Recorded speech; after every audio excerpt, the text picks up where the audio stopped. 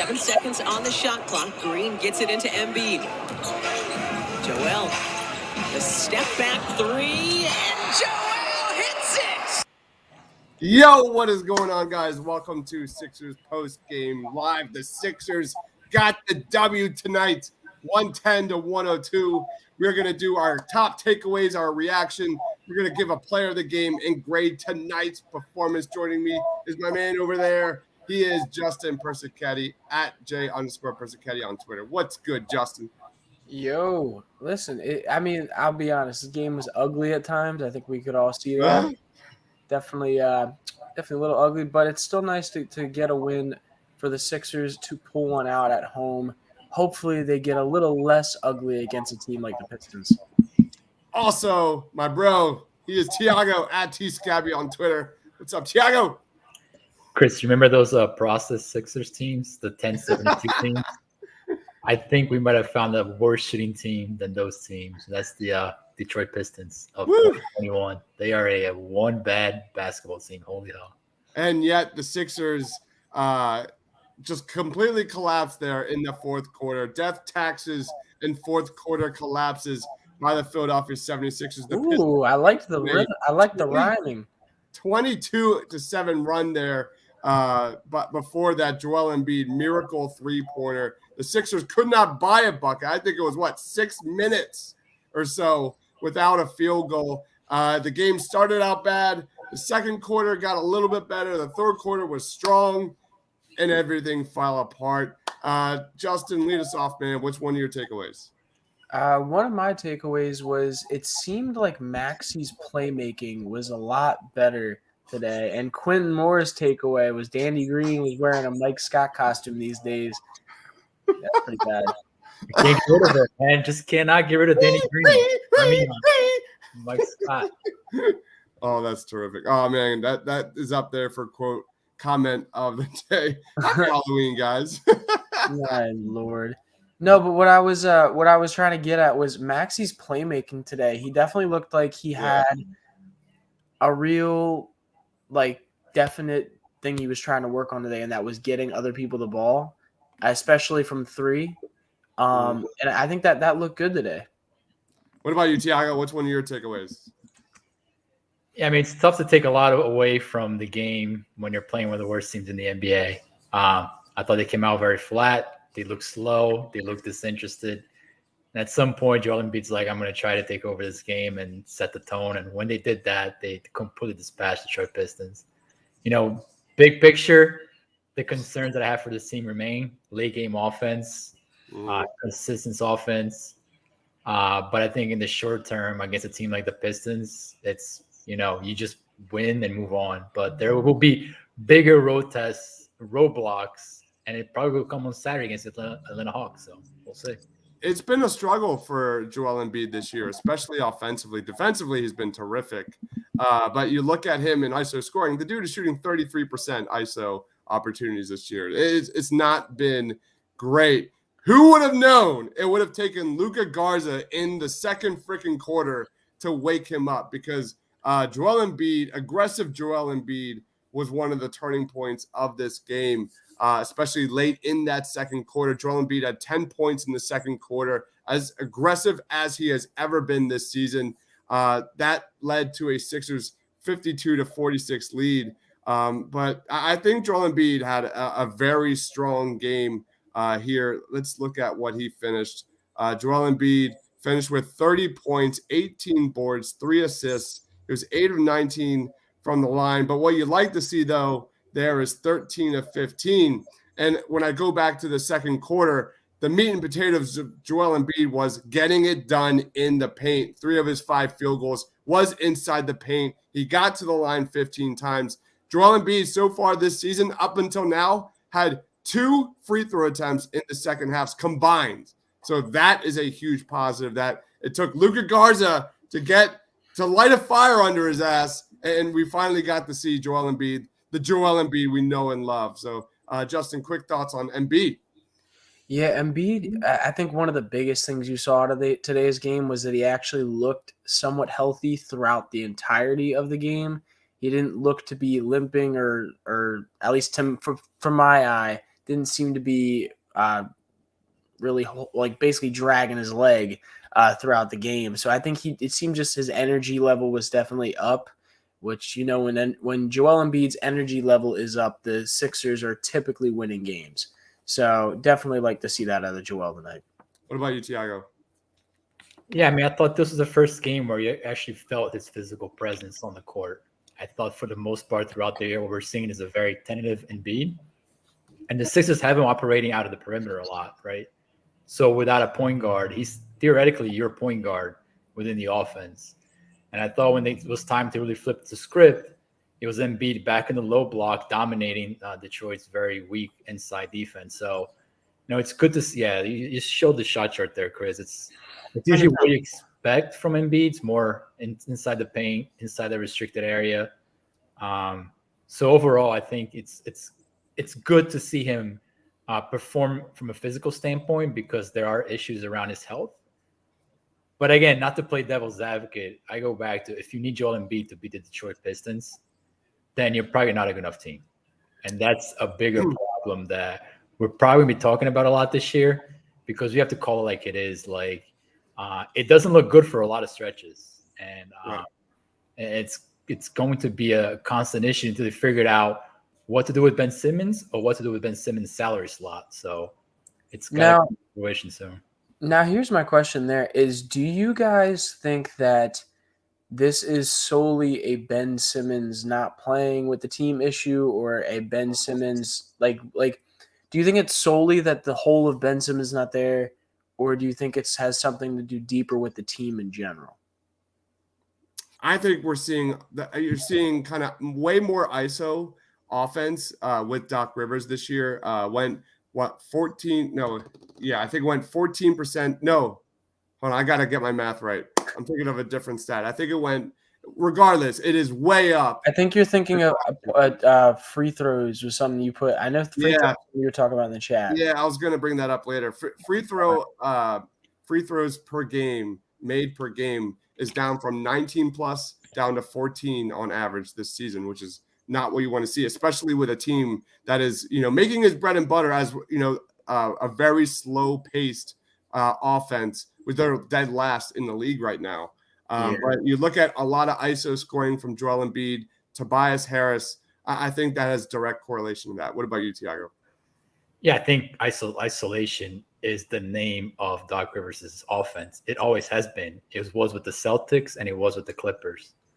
It's interesting because, we talked a lot about Tyrese Maxey starting, and Tyrese Maxey has started for all the games. But much like Ben Simmons last year, Tyrese Maxey is not the team's point guard. I don't think that Doc Rivers says any trust in Tyrese Maxey as a point guard.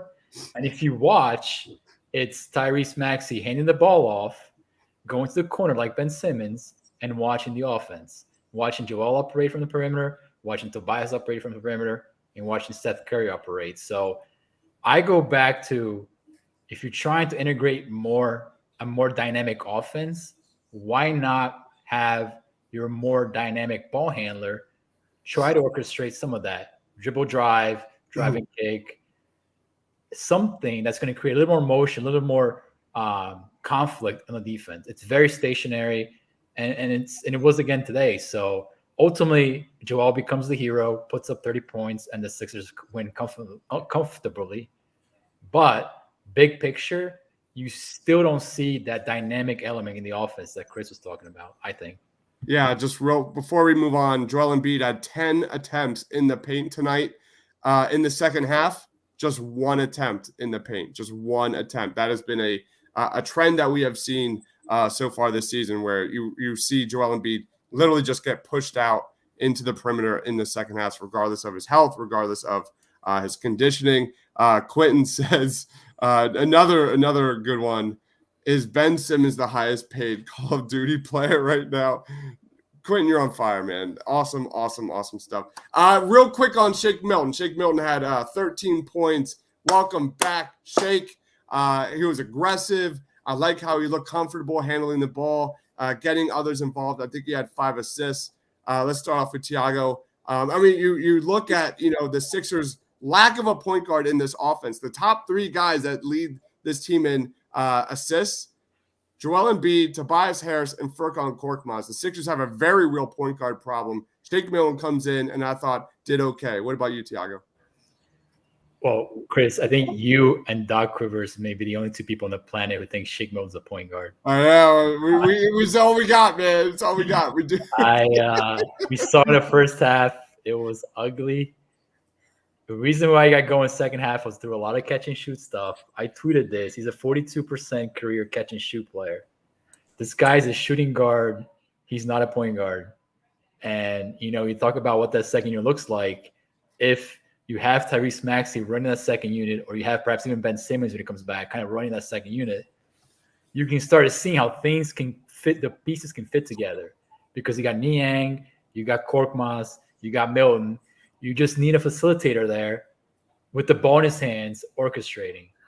And when the Sixers run their second unit, it's usually Andre Drummond at the top of the key trying to thread a pass, or it's a combination of Curry or Tobias running some second unit stuff. Have Shake work off the ball. He's a good shooter. That's his role in the NBA. Well, yeah, it's all we got. What about you, Justin? I do want to say before we talk about Shake, how funny is it, and would we have ever thought that Furkan Korkmaz would be the third ranking guy on this team with assists? Yeah. I mean, to his credit, he's been doing it really well. He's been before this season. No one even thought Furkan Korkmaz was going to be on this team. No. So to put that into perspective real quick. Furkan Korkmaz did you watch the hype video? My Lord. But Shake Milton, man, it's definitely, like you said, Dibs, having him come back onto the team was definitely nice seeing him play. The 3-point shot, which kind of he struggled with at times at the end of the season last year. It was nice seeing him hit that. I believe he went 2 for 3 tonight. So, like Tiago said, though, I've thought the same thing ever since last year. They really gave him that opportunity to have the ball in his hands, and it did not seem to go well. The decision making just wasn't there a lot of times at the point guard spot. So I agree. I think he's definitely gonna fit more into that catch and shoot shooter that he's been consistently since high school. A good 3-point shooter off the catch. So it's just finding that point guard, I think. Yep, it's what we're gonna have to deal with until a trade is made. Let's go into player of the game, Tiago. Who is your player of the game? I mean, we talk a lot about Joel, and he's obviously was the player of the game, I think, in my eyes. But I want to give a shout-out to Tobias Harris because I think it's back-to-back games where he played really well defensively. I thought he played well defensively against Julius Randle. And tonight he had Jeremy Grant to deal with. And that's not an easy task. I mean, Jeremy Grant can be tricky. He's a long guy, athletic, can shoot a little bit. And I thought Tobias did a really good job once again of kind of anchoring down defensively, playing him out on the perimeter. He's been constantly a positive player on defense for the Sixers over the course of his career here. So I always give a shout out to him when I see that type of effort because it's not his forte, but it's slowly growing to his game. So shout out to him. Jeremy Grant was 4-14 from the field with a turnover. Tobias Harris had 17 and 6. Justin, who's your player of the game? Yeah, once Tiago said it already, Joel Embiid, I think he's definitely the player of the game, but I'm going Tyrese Maxey. Damn it. I'm going Tyrese Maxey because, like I said before, I think he gave a really good effort in trying to get the ball to other people. He ended up has 16 points, 6 assists, and 6 rebounds. Is legit Ben Simmons stats. 6 for 8 from the field, though, which is something you definitely like to see. What I loved from him tonight was that even if Joel Embiid was open, he got his buckets when they were there for him. The easy buckets around the rim, the little short scoop layup that he has going in there. That's something that I think for most young point guards, they see the first thing that's open and they're like, okay, yeah, let's get to him quick. The fact that he is calm under that pressure and is able to find his own shot plus facilitate to others, I think is important. And it was definitely nice to see tonight. Yeah, I just want to call out one point on that because the Sixers run a very nifty dribble handoff with Joel and Maxey. And it really uses Maxey's speed very well coming downhill. I think I tweeted at some point, like he's shooting 66% on passes from Joel Embiid, which shows you like how creative they are enabling offense for Maxey in half court. But again, that's a shot play. It's not Maxey running the offense. So Okay. Yeah, I was going to go Maxey for sure. I thought he was terrific tonight. Very aggressive with the ball in his hands. Looked very comfortable in the offense tonight. I have not been his biggest fan over the last couple of games, whether he's playing out of position or what, if he's ready or not for this role on a hopefully a championship contending team. However, he did do a very good job, especially defensively. He had several plays defensively tonight that really stood out. Real quick nod, I want to say the Seth Curry heat check. Seth Curry was 2 of 2 from 3 tonight. He is now 15 of 23 from 3-point range this season. That is plus 65+%. That is absolutely ridiculous. 65% for Seth Curry. I'm going to go Luka Garza. Let's be real, guys. As the Sixers go, as Joel goes, the Sixers go. Luka Garza lit a fire under Joel Embiid in that second quarter. It turned around the game. If Joel Embiid is MVP, I can't say that word. That's when the Sixers are at their best, and he's not been at his best. He's been fighting injuries. He's clearly fading in these second halves. Luka Garza got Joel Embiid his head. I mean, there were several plays where he was literally banging down low in the post, and we have not seen that in quite some time. Shaq even called him out on it the previous game, so I don't know if Shaq was in his head a little bit. Maybe he's my player of the game. I don't know. But he didn't play like that in the first 1.5 quarters. Yes, Tiago. If Shaq has so much to say about Joel Embiid, why doesn't he just step out of the booth and come coach the Sixers? He's got a lot of things to say about Embiid every time they play. Listen, in Shaq's mind, and go earn your paycheck. Shaq has more than enough businesses that he's involved with. He is not trying to make that plate any bit bigger, put any more on that plate. Hell no. But I'll tell you what, if he was the coach of the Sixers Town would love Shaq as the head coach. Dude, oh my God. I can only imagine him like arguing with a ref as a coach, like him just walking around. Oh my God, that'd be so funny. All right, let's wrap it up. Tiago, how would you grade tonight's performance? C+, B-. Woo. We didn't even talk about the standard Doc Rivers fourth quarter meltdown that happens every game now. 19-1 run. At some point, I was going to tweet, I think the Sixers late game offense is a mix of satire and something you watch like NBA Live 1998. It's a mess, dude. It's a mess. So hopefully don't have to tap into that too much. And, we'll see. But, C+ for me. That's actually higher than I'm probably going to go. What about you, Justin? I'm going to give him a solid C. I'm not going to go below a C because they won the game. So you win the game, you're going to get at least a C for me, most likely. But I will say 20 plus turnovers is inexcusable. You can't do that. That's how you lose a game against a bad team right there. Give them the ball more. 20 turnovers. That's how you make this game as close as it was. And yeah, man, it's, I think, a really big thing the Sixers are missing, and something that was consistent last year was their fourth quarter defense. Yeah.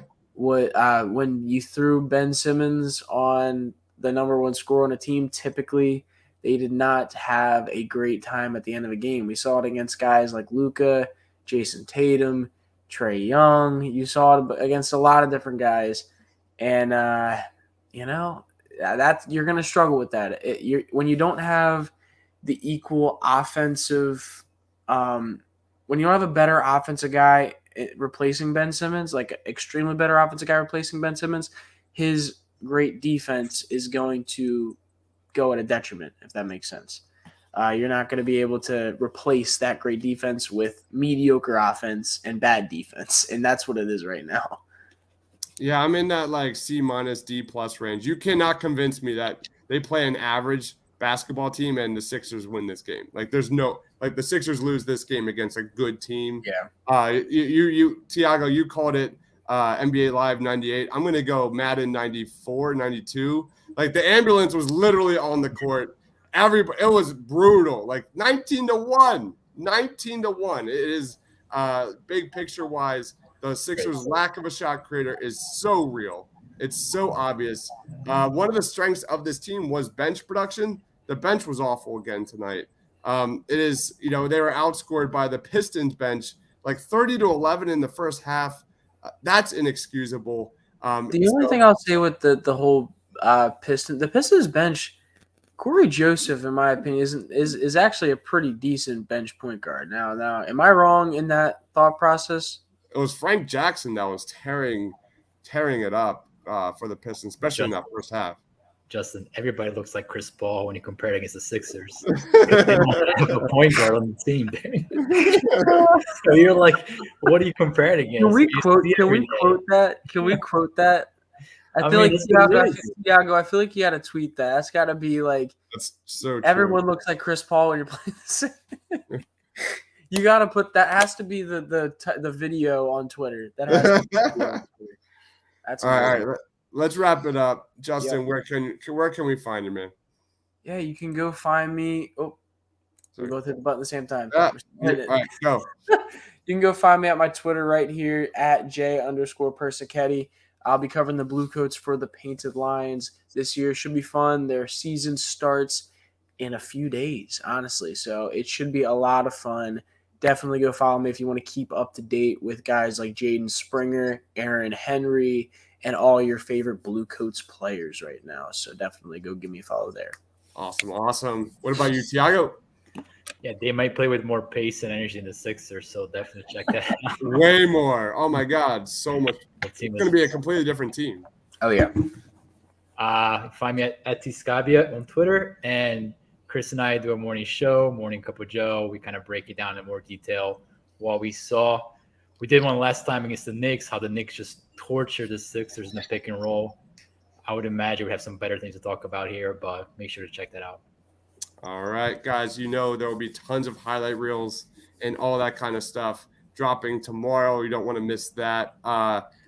Sixers are wrapping up October. There's going to be full highlight reels of all of our best players. There's going to be favorite plays of mine I'm going to be dropping, and I'll be doing these every single month. So all these videos are going to be put together in a nice little ribbon and bow and all that kind of fun stuff. So just, guys, if you're watching us, please be sure to smash that like button, hit that subscribe button, turn on the bell. Don't miss any of our Sixers content. Are we doing a show tomorrow morning, Tiago? I'm down. If you're down, definitely. All right, sweet. You're going to be up 5:30. Let's do it. I'm always up, man.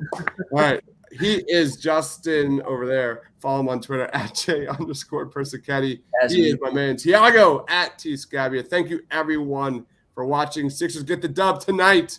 We will be back tomorrow morning for Morning Cup of Joe to really take a deep dive into what we saw. For Justin, for Tiago, for myself, thanks for watching, guys. Stay awesome.